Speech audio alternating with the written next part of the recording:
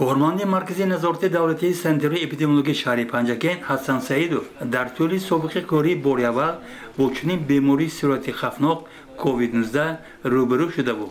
امروز خوب درک نموده است که گذراندن کارهای بی‌ضررگردانی یکی از عامل‌های مهم پیشگیری این بیماری است. ما کارمند مرکز نظارت دولتی سنتر اپیدمیولوژی شب و روز دزینفکسیون میکنیم.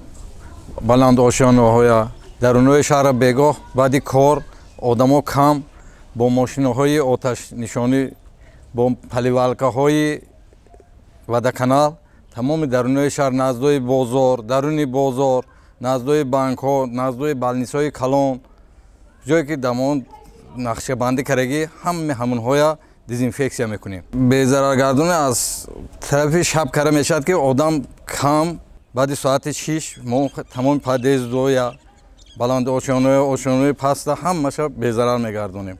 در مرکز نظارت دولتی سنتر اپیدمیولوژی شهر پنجگین وابسته به سپارش استاد شهری اوید به پیشگیری بیماری کووید 19 در اساس نقشه معین شده در منطقه‌های علایده شهر و دیهات کارهای بی‌ضررگردانی گذرانده و رئیسان کمیته محله و جماعت دیهات در این سمت همکاری خوب راه اندازی شده است. خدا با شکر صد بار شکر میکنم که کرونا 19 پیشگیری کرده ایستادن.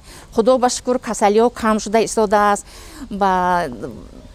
با احتیاط کردن همین پیشگیری همین کرونا من همین کارگری سانستانسیا آمده هر وقت یک ماه بعد 5 بار 6 بارم آمده دزینفکسیون کرده رفته ایستادین. ما رحمت میگیم به همینو. اون روز کارهای بی‌ضررگردانی اصلا در بیناهای بلندآشانه در آمدگاه این خانه ها در وقت معین شده و در موافقه با اهالی گذرانده شد. ساکنان برابر جانبداری از چنین تدبیرهای بی‌ضررگردانی همزمان خودشان هم کوشش می‌نمایند که طلبات‌های معین شده خاصه استفاده نقاب‌های محافظتی و تامین مسافه اجتماعی را رعایت نمایند. و البته چنین اقدام‌های نیک برای توجیه کم شدن پنجشنبه کووید 19 مساعدت می‌نمایند.